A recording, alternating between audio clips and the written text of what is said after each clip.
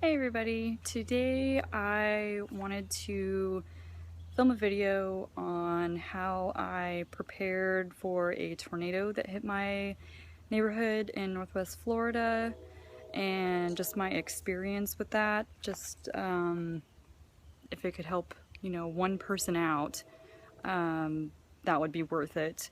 So I just figured I would share. I've gotten a lot of questions and things like that about it. So I just wanted to make a video so I can stop telling the same story over and over again. It happened 2 months ago. It was an EF3 on the enhanced Fujita scale. The creator of the enhanced Fujita scale actually worked with Dr. Fujita back in the day to make the original F 1 through 5 scale on how damaging a tornado is, and it's only judged after the fact. He now works for the Weather Channel and has his own kind of scale, which is the Tornado Condition Index, I believe it's called. They just call it a TORCON, and it's a number 1 through 10 of the potential for tornadoes in your area. The day before, my area was in a TORCON of 6, and my mom texted me that the night before, so I knew a storm was coming and it would likely be pretty bad. The next day, she texted me again while I was at work and said that it was now an 8 out of 10. So thankfully I was working an early shift, and when I got home I was able to come prepare as best I could.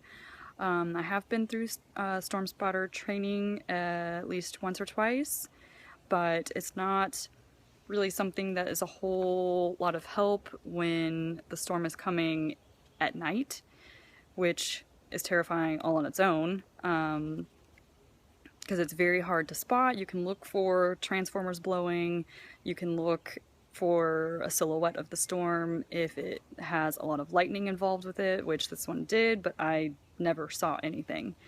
So it was always in the back of my mind. I never thought that it couldn't happen or that it wasn't going to happen.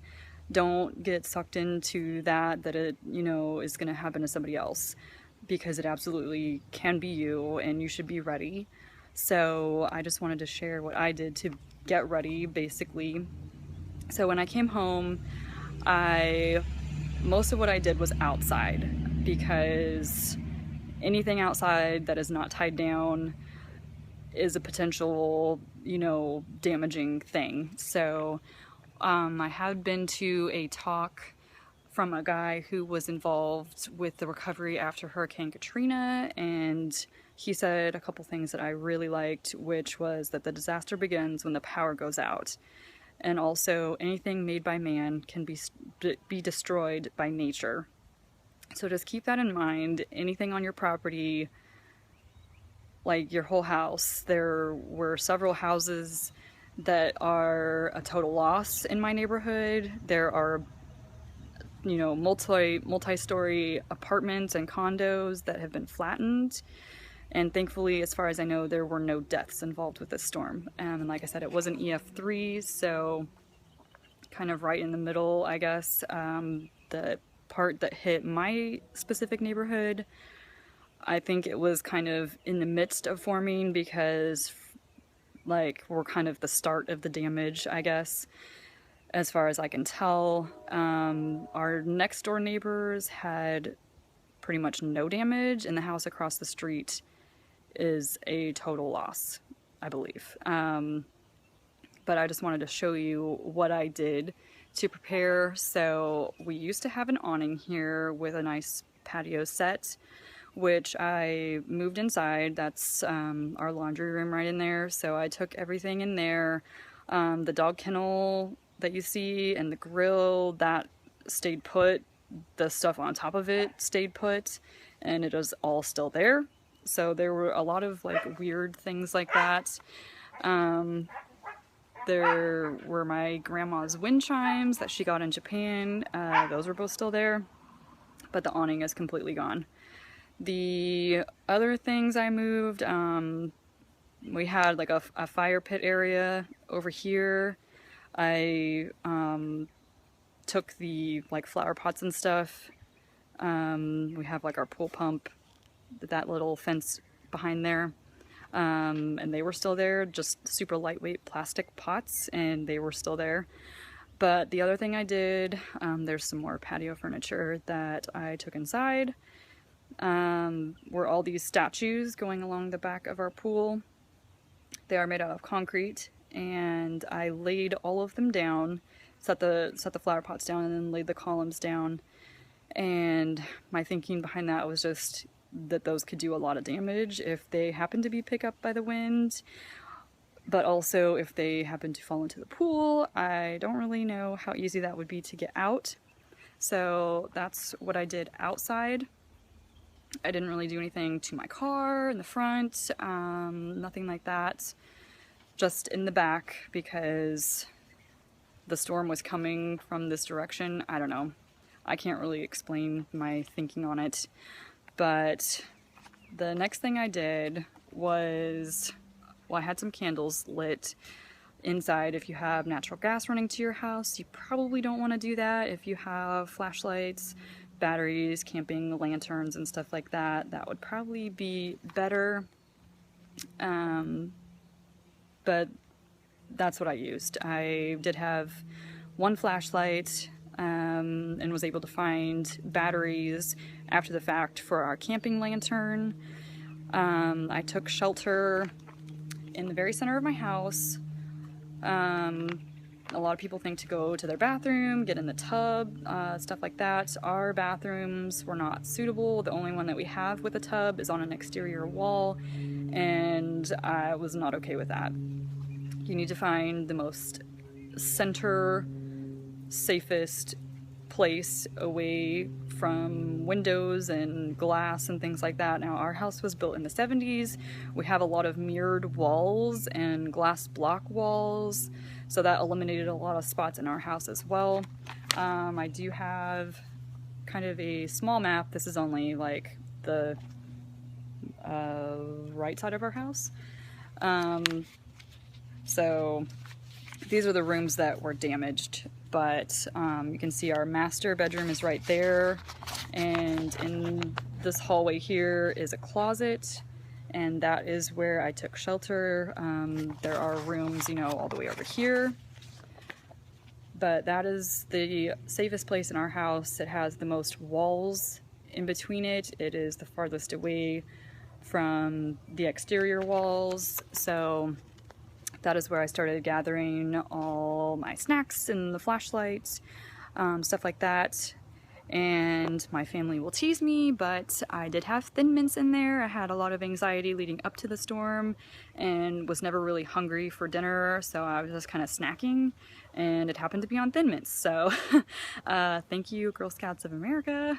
I had 2 leather jackets on. I had my motorcycle boots, which is another must-have, not motorcycle boots, but like thick-soled, you know, like Doc Martens or something like that, steel-toe boots of some sort, because a lot of injuries that happen, especially with tornadoes that happen at night, you know, people are in bed, they're not dressed for the occasion, and it's not really at the top of their mind at that point. But a lot of injuries that happen after storms are from stepping on nails and getting injured from debris that's laying around, you know, panels of roofing with nails sticking out, stuff like that. So I had boots on. I also had my motorcycle helmet on, probably for maybe 2 hours while I was kind of getting things ready inside. I didn't do a whole lot inside. I pretty much went room to room to see if there was anything completely, you know, irreplaceable. So like old family photos, I had my birth certificate, I had spare car keys, or my car keys, spare car keys for the other cars, and Dave's motorcycle. And I was alone for this experience, which was also kind of difficult, but also being that our closet was so small, it was probably a good thing because it was tight enough with everything I would put in there with the dogs and everything. And I'd also suggest maybe coming up with a tornado drill and a specific command for your dogs, because mine had no idea why they needed to get in the closet. My larger dog, I had to drag her in, and the little guy, he actually fell asleep on me in the closet. So I would just, you do tornado drills at school and stuff. I would do them at home, or at least, make sure everybody knows what the plan is. And especially the more times you go through it, the better.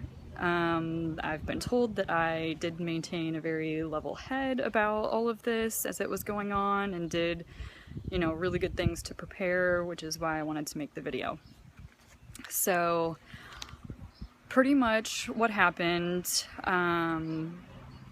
the whole system, the storm system got upgraded, and I mean, we were getting warnings and significant weather advisories and all kinds of things before it hit. And like I said, I mean, we kind of knew that it was going to storm and that it would probably be pretty bad, and like I never thought that it would never happen. I just did what I could, to prepare, but I wasn't like really scared in the moment. Only after I was really shaken up, obviously. So we do have a satellite TV. The dish is still up over there. It was fine. Again, weird things after the storm. So that went out probably 30 minutes beforehand, and I mean, that's not really unusual. It goes out when heavy rain comes, before it's even raining yet, so that wasn't very unusual. But I had it set on a local channel that had, seemingly competent people talking about the system. A lot of them had been going back and forth to regular programming and stuff like that. We do also have a weather radio. I would recommend if you can get a hand crank one, because like I said, the whole thing with power going out, after that you're kind of done. So that would be a good thing to have. But I had that going so I could kind of hear that from the hallway. I kind of just sat in the hallway for a long time, just kind of listening to everything going on, waiting. So there definitely was a calm before the storm. Like I said, the satellite went out maybe 30 minutes before, and then the power went out maybe about 10 minutes before. So it got dead still, no birds, no chirping, nothing, just completely still, no wind. And I thought that was really weird. So like I came over out the laundry room, because that was the only way to see out, because we did have a very large awning covering that whole deck area. And like I just came to see if I could, see anything illuminated by the lightning and whatnot. Didn't see anything, but then all of a sudden the wind picked up, and I ran inside, and I realized I hadn't put the door flap in for the dog door, because anytime they hear things that are weird, they like to run outside, they run through these bushes. And I hadn't even been thinking about that, but I quickly put the flap in the door, and by that point I thought, it's here. And the wind just picked up so fast and so strong, and then like I could feel, as I was running to the hallway with the dogs, like the house was flexing. That's the best way that I can describe it. It felt like it was breathing, like the walls felt like they were getting sucked in. It was never windy inside. There was some debris that came in like through the patio door there, but I still had candles lit when it was over. It wasn't windy inside. I never felt any of that. But I think what happened was, because the awning was shingled in to the house, it ripped a whole big chunk off the house. And I think what happened was it kind of blew out a section in the front because of the wind coming in from this side. So I think that's, you know, after the fact, it kind of makes more sense what I was hearing and feeling. But I got in the closet with the dogs and all of the irreplaceable items, and it was over in a matter of minutes. It's gonna sound awful, but I was actually texting my friends because my boyfriend was 5 hours away when this happened, and my whole family is about 17 hours away. So I was just thinking they'd be able to get to me the fastest if something happened. I was just trying to keep them updated, and they were keeping me updated about their situation. So it was over so fast, and then my neighbors and friends across the street called me to make sure I was okay. And that's another recommendation. If you're not, you don't have to be besties with the people around you, but it would be good to have, you know, at least their phone number and know their name, how many children, you know, how many pets they have. So if something were to happen, that you can help them out if you're able to.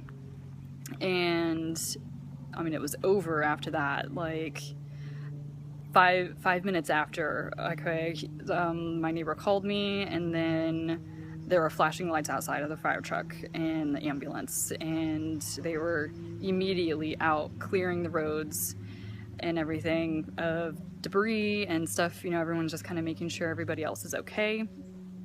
Now, as far as cleanup and all that, like, who's to say, like, how that should go, because it's been 2 months and we're still waiting on a roof, and every time it rains we get more water spots, more damage inside.